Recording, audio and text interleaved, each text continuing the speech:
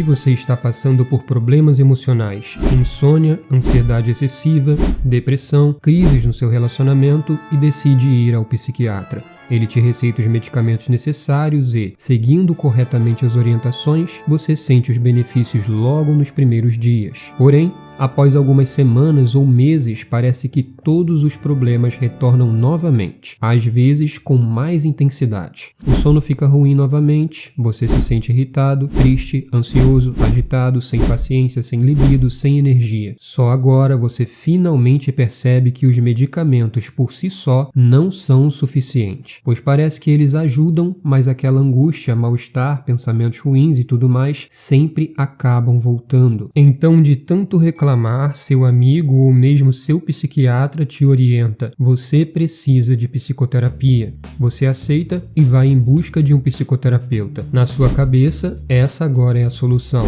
Então você vai, faz sua primeira consulta, conhece o seu terapeuta e fica feliz com o que ele te fala. Uma semana depois, faz a segunda sessão e se sente muito melhor. No primeiro mês é uma maravilha, você se sente aliviada, pois tem alguém para desabafar. Aprendeu algumas coisas sobre a sua mente e agora pode dizer para todo mundo: eu faço terapia. E até posta em sua rede social o famoso "tá pago". Mas após um mês, parece que as coisas não mudaram tanto assim como você pensava. A impressão que você tem é que a psicoterapia parece não ser tão diferente dos medicamentos, pois você vai à consulta, se sente bem, mas isso dura somente alguns dias. É quase como se fosse uma dependência. Mas por quê? A psicoterapia não funciona? Será que não existe diferença entre psicoterapia e medicamentos? Tem sim. E esse é o motivo pelo qual hoje a TCC, Terapia Cognitiva Comportamental, é tão famosa. A TCC é a psicoterapia que mais apresenta evidências científicas. Não. Pra vocês terem ideia, quando o homem foi à Lua, ele foi por quê? Por causa da TCC. Quando Einstein formulou a teoria da relatividade, o que estava por trás? A TCC. Então, se você quer, com a sua psicoterapia, deixar o cliente ficar falando sem norte, aí é com você. A gente trabalha com metas, com objetivos, com evidências e, claro, com as tarefinhas. A TCC incentiva a autonomia e a autonomia é talvez um dos fatores mais importantes para que você se mantenha bem. Desenvolver flexibilidade psicológica e habilidades cognitivas ao ponto de adquirir autonomia no seu autocuidado é talvez a coisa mais importante. Talvez você não tenha aceitado muito bem o que eu disse agora, porque talvez você pense: uma vez curado, eu deveria nunca mais ter aquele problema. Mas curado do quê? Curado da tristeza, da raiva, da ansiedade, da irritação, e por acaso podemos nunca mais sentir essas coisas? Todas elas se tratam de emoções comuns aos seres humanos, e não é senti-las que é o problema, mas senti-las de forma desequilibrada e permanente. Para entender mais sobre isso, é bom que você entenda o que são os transtornos mentais. A definição a seguir é um resumo em uma linguagem mais clara do que você irá encontrar no DSM-5, ou Manual Diagnóstico e Estatístico de Transtornos Mentais, e é ele quem define o que é um transtorno. Um transtorno mental é um conjunto de sinais e sintomas ligados a grandes dificuldades em regular as próprias emoções, pensar e agir. Essas dificuldades resultam no mau funcionamento de algum processo psicológico, biológico ou de desenvolvimento que viabiliza o funcionamento das nossas mentes. E vale ressaltar que nenhuma definição de transtorno mental consegue abarcar todas as particularidades que as pessoas podem viver em termos de dificuldade ou sofrimento. Vamos explorar, por exemplo, a depressão, que no DSM é rotulada como transtorno depressivo maior. Para receber o diagnóstico do transtorno depressivo maior, o sujeito precisa se encaixar em 5 ou mais dos seguintes critérios diagnósticos a seguir. Importante: esses sintomas não podem ser devido a uma outra condição médica. Sintoma número 1. Humor deprimido na maior parte do dia, quase todos os dias, conforme indicado pelo relato subjetivo. Exemplo: sente-se triste, vazio, sem esperança, ou por observação feita por outras pessoas, parece choroso e etc. Importante: em crianças e adolescentes pode ser um humor irritável. 2. A acentuada diminuição de interesse ou prazer em todas ou quase todas as atividades na maior parte do dia, quase todos os dias.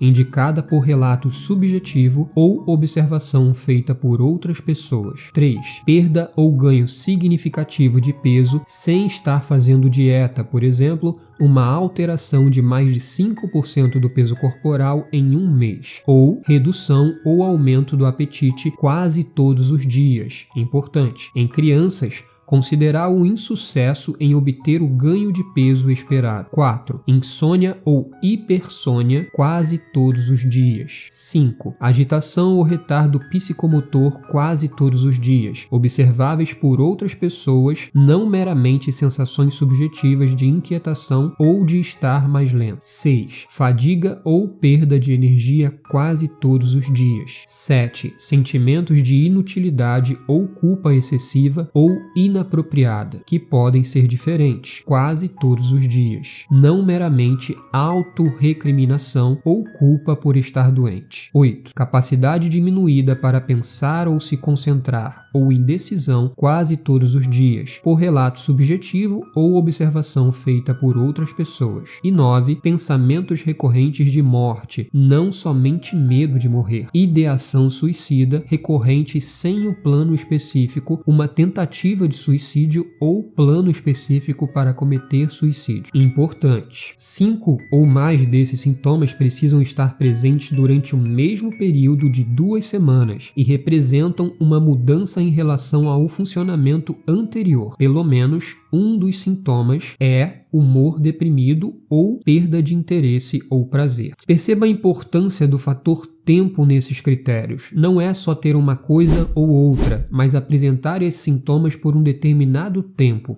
e perceber que a sua vida está sendo afetada por eles. Ou seja, não é incomum ou anormal ter tristeza, desânimo, ansiedade, desinteresse, fadiga, falta de concentração, pensamentos ruins, insônia e etc. O problema é permanecer por muito tempo sentindo isso e não conseguir se autorregular ou se autoequilibrar com relação a esses sintomas. Você, as pessoas que você conhece e eu sentiremos essas coisas, mas não deveríamos permanecer com esses sintomas por muito tempo. Para ilustrar, imagine uma pessoa que trabalhe com você e que, por ser grosseira, mal educada e ofensiva, facilmente ela te deixa irritado. Mas, por isso acontecer apenas durante alguns minutos por semana, você sempre consegue retornar ao seu estado normal. Além do mais, você não chega a tomar nenhuma atitude drástica. Não revida, não grita, não agride a pessoa e também não fica por muito tempo pensando nisso. Mas um certo dia, por ordens do seu chefe, precisa trabalhar no mesmo setor dessa pessoa,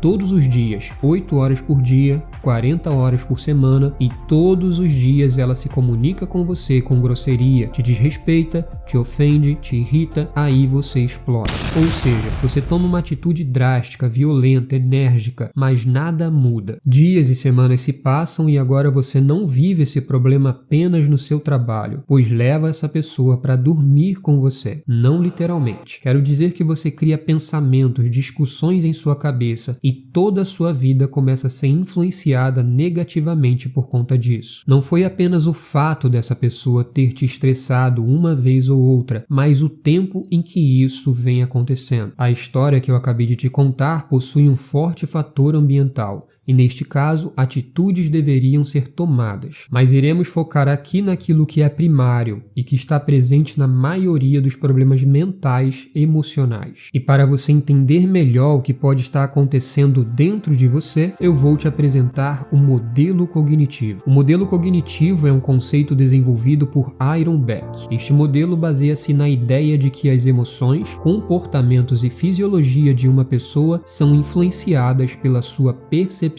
dos acontecimentos. Aaron percebeu que muitos dos seus pacientes possuíam pensamentos negativos recorrentes e que se eles continuassem tendo esse tipo de pensamento, os sintomas da depressão continuariam aparecendo. Sua teoria trouxe a visão de que, ao invés de tentar tratar os sintomas desses pacientes, ele deveria tratar o pensamento distorcido. And that they were distorting situations according to this belief that they had as being losers and inadequate and ineffective and unlovable. And so it was this belief in themselves, this belief that they carried on about themselves, that then led to misinterpretations of reality. And when we change the misinterpretations by looking for the evidence, seeing whether it's logical, looking for alternative explanations and so on, then they got better. Esses pensamentos distorcidos é o que eu irei te ajudar a identificar mais adiante. É assim que acontece. Você passa por uma situação que pode ser interna ou externa. Essa situação te gera um pensamento automático. Esse pensamento automático te faz sentir emoções. Essas emoções te levam a um comportamento e este comportamento cria uma nova situação. Nós podemos encaixar o modelo cognitivo em praticamente qualquer problema. Por exemplo, depressão. Situação: receber uma avaliação negativa no trabalho. O pensamento automático que pode aparecer é: eu nunca faço nada direito, sou um fracasso. A emoção, então, que pode surgir decorrente desse pensamento automático pode ser tristeza profunda e desvalorização pessoal. O comportamento, então, dessa pessoa pode ser isolar-se, reduzir o esforço no trabalho ou em atividades diárias. E decorrente desse comportamento pode-se criar uma nova situação, uma diminuição do desempenho no trabalho e nas relações sociais, reforçando a crença inicial de fracasso. Vejamos um exemplo com a ansiedade. Uma situação: pensar em apresentar um projeto importante. Isso seria um exemplo de uma situação interna. Um pensamento automático que pode vir decorrente disso é: e se eu esquecer o que dizer?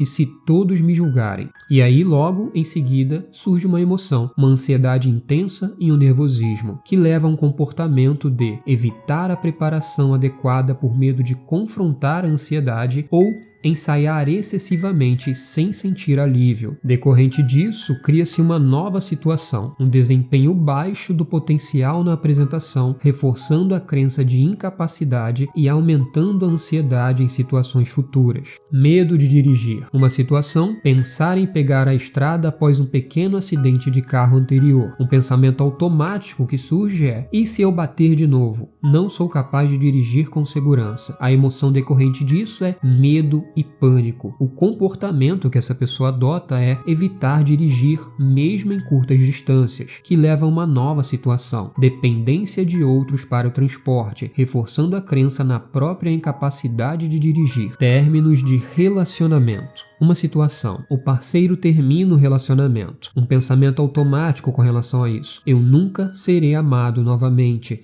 devo ter algum defeito. Uma emoção decorrente desse pensamento automático: desolação, baixa autoestima, que leva a um comportamento de isolamento social, deixar de buscar novas relações por conta do medo da rejeição, que leva a uma nova situação, uma solidão e reforço da crença de não ser digno de amor, dificultando a recuperação emocional e a formação de novos vínculos. Entendeu? Se você prestar atenção, perceberá que o fator mais primário neste modelo e que pode estar sob nossa influência é o fator pensamento. A situação, na maioria das vezes, não dependerá de mim, e muitas pessoas na mesma situação podem não sentir como eu me sinto. E ainda que eu possa alterar a situação, muitas vezes posso não estar conseguindo por conta de como eu estou me sentindo no momento. A emoção e o comportamento geralmente são secundários ao pensamento automático e, em algumas situações em que a emoção pode vir primeiro, devemos mudar a forma que olhamos para a nossa emoção, ou melhor dizendo, mudar o que pensamos sobre nossa emoção.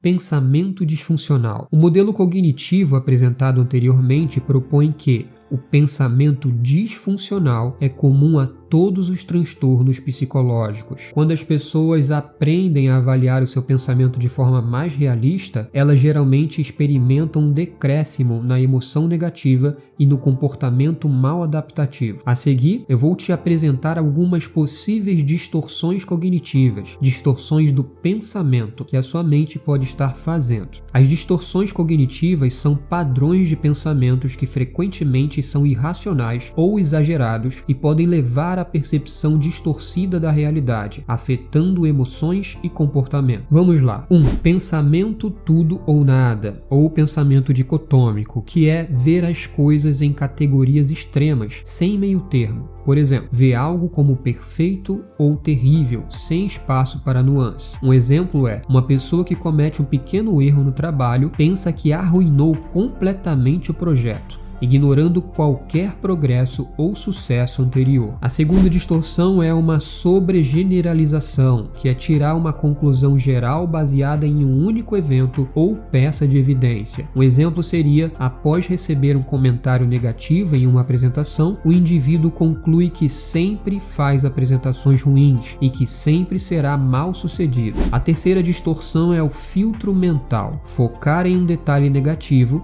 e permitir que ele tinte toda a percepção da situação. Exemplo, uma pessoa recebe elogios e uma crítica em sua avaliação de desempenho, mas foca exclusivamente na crítica, sentindo-se completamente ineficaz. A quarta distorção é a desqualificação do positivo, rejeitar experiências positivas, insistindo de que elas não contam por algum motivo, mantendo uma visão negativa. Exemplo, um artista recebe vários elogios por sua exposição, mas desconsidera todos, acreditando que as pessoas estão apenas sendo gentis e que seu trabalho não é realmente bom. A quinta distorção cognitiva é saltar para conclusões, ou fazer uma interpretação negativa mesmo na ausência de fatos que a apoiem, o que pode ocorrer de duas formas: uma leitura mental ou acreditar que sabe o que os outros estão pensando, assumindo frequentemente o pior. Um exemplo seria, uma pessoa assume que seus amigos estão chateados com ela porque não responderam imediatamente a uma mensagem, mesmo sem evidências para sustentar essa crença. Uma outra forma de saltar para conclusões é a adivinhação do futuro, que é prever que as coisas vão dar errado ou que ocorrerá um desastre. Um exemplo, antes de uma entrevista de emprego, um candidato já está convencido de que não será selecionado, acreditando que algo dará errado, apesar de estar bem preparado. A distorção 6 é a magnificação ou minimização, que é exagerar a importância das coisas negativas ou minimizar a importância das coisas positivas. Exemplo, quando um estudante recebe a maioria das notas altas e uma nota baixa, ele magnifica a importância da nota baixa e minimiza suas conquistas, acreditando que o seu desempenho geral foi ruim. A distorção 7 é o raciocínio emocional. Acreditar que algo é verdadeiro porque você sente fortemente isso, independente da evidência contrária. Exemplo, uma pessoa se sente como um fracasso e, portanto, conclui que deve ser um fracasso em todos os aspectos da vida, apesar das evidências de sucesso e de competência. A distorção 8 são declarações de deveria ou não deveria, ter uma lista rígida de regras sobre como você ou outras pessoas deveriam agir e sentir-se culpado e irritado quando essas regras não são seguidas. Um exemplo seria, um pai acredita firmemente que deveria ser capaz de fazer o seu filho feliz o tempo todo e se sente um pai terrível quando isso não acontece. A nona distorção é rotulação, colocar uma etiqueta negativa em si mesmo ou em alguém, em vez de descrever o erro específico que foi feito. Exemplo, um aluno que falha em um teste se chama de estúpido ou incapaz, em vez de considerar a falha como uma oportunidade de aprendizado. A 10ª distorção é a personalização, que é ver a si mesmo como a causa dos eventos externos negativos que na realidade você não controlou. Exemplo, uma pessoa se sente responsável pelo término do casamento do amigo, acreditando que algo que ele disse causou a separação, mesmo que não tenha relação direta com o ocorrido. Essas distorções cognitivas podem contribuir para a manutenção de transtornos psicológicos, como a ansiedade e a depressão.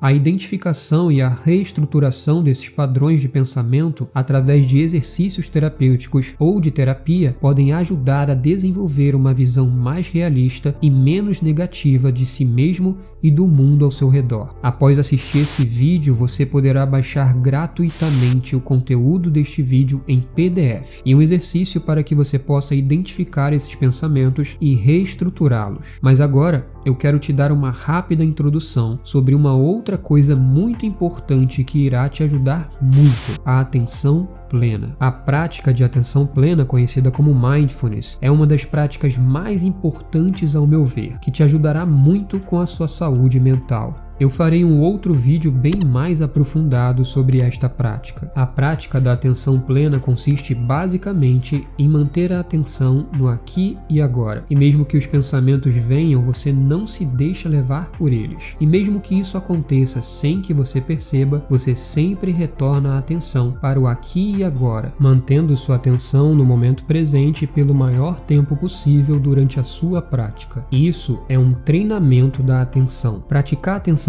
plena não só te deixará mais calmo e relaxado, mas também te gerará a habilidade de não ser influenciado pelos seus pensamentos, além de inúmeros outros benefícios. Na descrição deste vídeo você também encontrará um áudio de atenção plena guiada, ao qual eu te sugiro ouvir 2 vezes ao dia, de preferência de manhã e à noite. Agora eu quero te passar uma mensagem muito importante. A autonomia na capacidade de regular as próprias emoções e ser capaz de retornar a um estado de tranquilidade é uma das melhores coisas que você pode alcançar. Porém, algumas pessoas não conseguirão fazer isso sozinhas agora, e talvez esse seja o momento de procurar ajuda e se permitir ser ajudado. Neste caso, busque um terapeuta e não resista a isso. Tudo pode ficar mais fácil quando você tem ajuda. Você pode buscar um terapeuta da sua preferência ou entrar em contato comigo pelo link na descrição deste vídeo. Meu nome é Jonathan Ribeiro e essa foi a minha contribuição para você.